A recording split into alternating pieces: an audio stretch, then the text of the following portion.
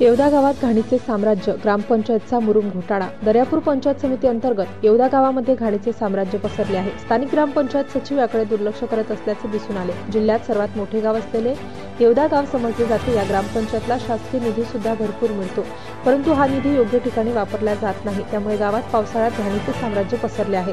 रस्ते, नाल्या, स्वच्छता कुठे आढळून येत नाही। गावाचा विकास दिसून येत नाही। जागोजागी पाण्याचे डबके साचलेले आहे। यामुळे नागरिकांचे आरोग्याला धोका निर्माण होण्याची शक्यता नाकारता येत नाही। याकडे आरोग्य विभाग, स्थानिक ग्रामपंचायत दुर्लक्ष करत आरोप नागरिकांनी केला। लहान मुलांची बेसिक शाळा असल्याने लहानांपासून चिखलातून कसरत करून शाळेत जाण्याची वेळ आलेली आहे। ग्रामपंचायत रस्त्यावर मुरुम टाकून हा रस्ता तयार करावा अशी मागणी होत आहे। नको त्या ठिकाणी कामे केल्याने मोठा घोटाळा होत आहे असे नागरिकांमध्ये चर्चा आहे। रस्ता सुरळीत करून द्यावा अशी नागरिकांची मागणी आहे। महाराष्ट्र स्टार न्यूज 1 प्रतिनिधी Rameshwar Makode, Daryapur. Subscribe now and press the bell icon. Never miss an update.